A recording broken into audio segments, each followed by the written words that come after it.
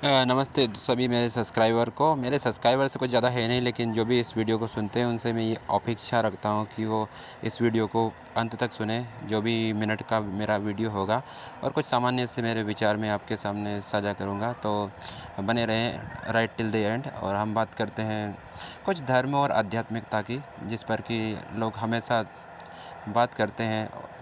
ज़्यादा तो जो लेट एज में लोग होते हैं, जैसे 40, 50, 60, 70 की उम्र के, वो धर्म आध्यात्मिकता तक तरफ ज़्यादा बढ़ जाते हैं। और हम जैसे युवा पहले तो आप प्यार के चक्कर में पड़ेंगे, पढ़ाई के, करियर के, ये सब होता है 20-30 की उम्र में। लेकिन बाद में जैसे उम्र बढ़ती है तो ये समझ आता है कि अब हमें धर्म और आध्यात्मिकता की बात भी करनी चाहिए। तो मेरे क्या विचार है धर्म और आध्यात्मिकता पर। वैसे आध्यात्मिकता का मतलब होता है कि हम अपना स्वयं आकलन करें, स्वयं को अवलोकन करें, और स्वयं को सही मार्ग पर रखें, सही मार्ग पर अपने विचार और सामाजिक सुधार जो भी हमसे हो सकते हैं, या तो अपने विचारों से या फिर अपने कामों से, वो करने की कोशिश करें। सही है। आध्यात्मिकता की बात करें तो आध्यात्मिकता ठीक है, लेकिन धर्म भी अलग विषय हो जाता है। एक तो आपका ये जो धर्म है, जैसे हिंदू, मुस्लिम, ये वाले धर्म, और एक कर्म ही धर्म वाली बात हो जाती है। तो मैं स्पेशली इन पर बात करूँगा। जो धर्म होते हैं हमारे, अनेकों धर्म है जो मनुष्य के बनाए गए धर्म हैं, और इनके लिए हम लड़ते हैं, और इन सब चीज़ों में मेरे को कोई रुचि नहीं है। यहाँ तक कि मंदिर जाना, रोज़ पूजा करना, प्रार्थना करना, घर पे भी पूजा करना, प्रार्थना करना, इनसे आपका कोई लाभ हानि नहीं होना है। और मैं इनमें विश्वास भी नहीं रखता।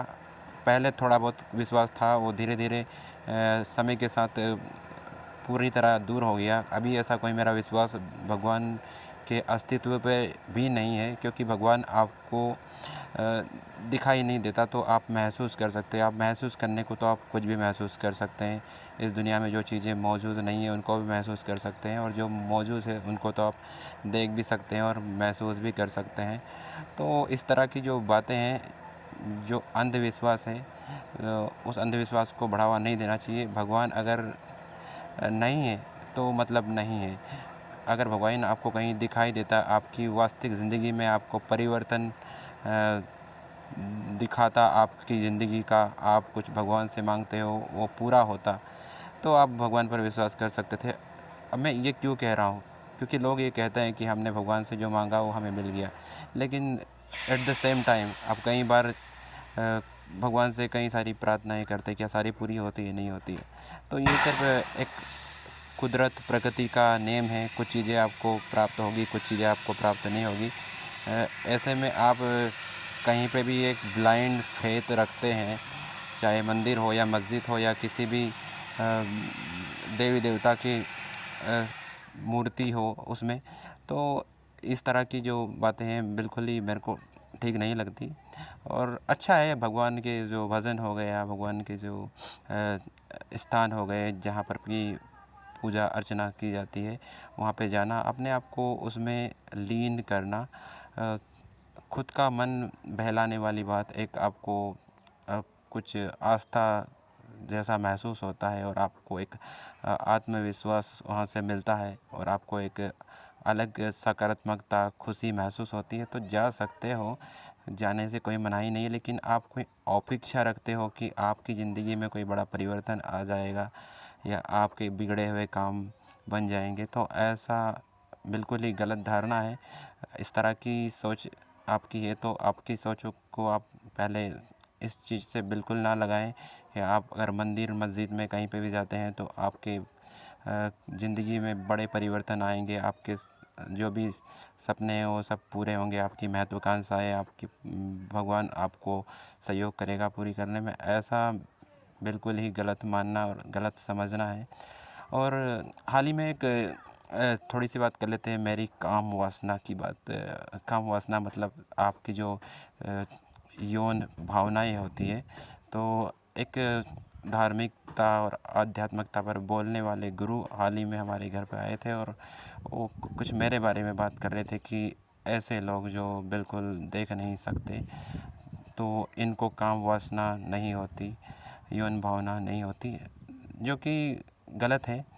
जितना इंसान फ्री रहेगा, जिसके पास कोई काम नहीं होगा, फिर चाहे वो देख सकता हो या नहीं देख सकता हो, जिस उम्र में वो है उस उम्र की सोच उसको ज़्यादा होगी।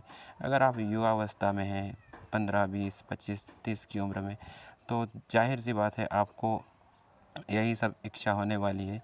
अगर आपकी ज़िंदगी में कोई आपकी यौन भावनाओं को पूरा करने वाला या करने वाली नहीं है, तो एक अच्छे धार्मिकता पर बोलने वाले, आध्यात्मिकता पर बोलने वाले की सोच मुझे समझ आई कि आप ये कैसे कह सकते हो कोई नहीं देख सकता तो उसकी यौन भावनाएं नहीं होती, जो कि बिल्कुल ही समझ से बाहर लगा मुझे। बट ठीक है, उन्होंने अपनी जो विचार है वो मेरे को बताए, तो उन्होंने मुझे ये भी सलाह दी या फिर सुझाव दिया कि आपको भक्ति भाव में ज़्यादा लगना चाहिए। लेकिन भक्ति भाव एक रुचि पर निर्भर करता है। अगर आपको रुचि है तो उसमें आप जा सकते हो, क्योंकि भक्ति भाव आप चाहे जितना भी कर लें, आपका भला उसमें नहीं होना है। भला तो आपका प्रकृति आपको जो दे चुकी है, जो आपको देती है, चाहे फिर आपका उसमें बुरा हो रहा हो या फिर भला हो रहा हो, वही आपके साथ होना है, उसको आप बदल नहीं सकते। तो हालांकि मैंने उनको स्पष्ट ये नहीं कहा कि जो आप मुझे सुझाव दे रहे हो मुझे मेरी रुचि से बाहर है या मुझे पसंद नहीं है, लेकिन मन ही मन मैंने सोचा कि ठीक है, सुनना सभी को सही लगता है, किसी की बात को हम नकारे सिरे से ये सही नहीं होता। But at the same time जो मैंने बताया कि मेरे को भक्ति भाव, पूजा अर्चना, इन सब पर विश्वास भी नहीं, और दूसरी बात रुचि भी नहीं। और रुचि बहुत ज़्यादा निर्भर करती है आपकी, जिस चीज़ में ज़्यादा रुचि होती है वही चीज़ आप करना पसंद करते हैं। जैसे कई लोग डांसर है, कई लोग सिंगर है, कई लोग प्रोस्टिट्यूट हैं, कई लोग सोशल वर्क में बिलीव रखते हैं कि सामाजिक कार्य करना, समाज की सेवा करना, तो सबके अलग अलग रुचि है। अब उसमें कुछ लोग अपेक्षा भी रखते हैं कि हमें जो हम कर रहे हैं उससे हमें कुछ मिल जाए। जैसे कि एक प्रोस्टिट्यूट है, प्रोस्टिट्यूट वाला काम करेगा तो जाहिर सी बात है उसको पैसे मिलेंगे, तो वो एक उसकी ज़रूरत हो सकती है पैसे की, या फिर उसकी रुचि भी हो सकती है। अधिकतर प्रोस्टिट्यूट लोग तो यही कहते हैं कि ये हमारी ज़रूरत है, रुचि नहीं है। लेकिन समय के साथ वो रुचि भी बन जाती है। एक आदत जो होती है, फिर अच्छी हो या बुरी, आपको लग जाती है तो आपको उसको छोड़ना लगभग असंभव होता है। तो यही ये प्रोस्टिट्यूट की ज़िंदगी का विषय है। प्रोस्टिट्यूट शुरुआत में इसमें आता है तो उसका आदी भी नहीं होता है, लेकिन जैसे जैसे उसको पैसे मिलते हैं तो उसकी उसमें रुचि भी बढ़ती जाती है और उसका आदी भी हो जाता है। और फिर वो चाहे कितना भी उस काम को छोड़ने की कोशिश करे, वो छोड़ नहीं पाता, क्योंकि उसकी रुचि भी वो बन जाती है और उसकी आदत भी वो हो जाती है, और पैसे तो उसको साथ में मिलते ही हैं। तो सब चीज़ें रुचि के ऊपर है, जिसमें आपकी रुचि है वो आप काम करें, लेकिन कोई भी काम ऐसा ना करें जिससे कि किसी को कोई नुकसान पहुंच रहा हो, किसी को कोई भावनात्मक ठेस और दुख पहुंच रहा हो। बाकी सभी काम ठीक है, आप चाहे भक्ति करें ना करें, चाहे भगवान के नाम आप 2 मिनट भी दिन भर में लें ना लें, इससे आपकी ज़िंदगी में मुझे नहीं लगता कि जीते जी या फिर मरने के बाद भी कोई स्वर्ग नर्क वाली जो बात की जाती है वो आपको प्राप्त होगी। स्वर्ग नर्क आप देखते नहीं हो। जहाँ तक कि मेरा तो ये मानना है कि ज़िंदगी आपकी ख़त्म होती है जब आपकी body die, when your body die your soul is also. Soul का मतलब क्या है? जो आपको चलाए रखती है, जो आपकी शरीर में क्रिया करती है, ठीक है। तो आपकी जब बॉडी नष्ट होती है तो आपका कुछ भी नहीं रहता, और आप जानते भी नहीं हो फिर आप क्या हो। आपकी जब शरीर इस दुनिया को छोड़ देती है तो यही बातें हैं। बाकी आप चाहें तो कुछ और भी मेरे से बात करवाएं, कुछ आपको लगता है कि मैं ठीक ठाक बातें कर सकता हूँ तो अब कमेंट कोई किया नहीं अभी तक। मेरे कुछ वीडियो हैं उन पर मैं उम्मीद रखता हूँ कि आप कमेंट करें और अपनी तरफ से कुछ बातें शुरू करें, जिस पर कि मैं ज़्यादा डिटेल डिस्कशन कर सकूं। और यही मेरे विचार थे भगवान पर, धर्म पर। ये सब एक झूठी मान्यता है। आप माने तो भी सही है, नहीं माने तब भी आपकी ज़िंदगी में कोई हानि नुकसान नहीं होना है। और जो अच्छा लगे वो आप करें बेशक, लेकिन गलत काम करने में भी आपको अच्छा लगता है तो फिर उससे आप ज़रूर बचें। गलत काम करना मतलब किसी को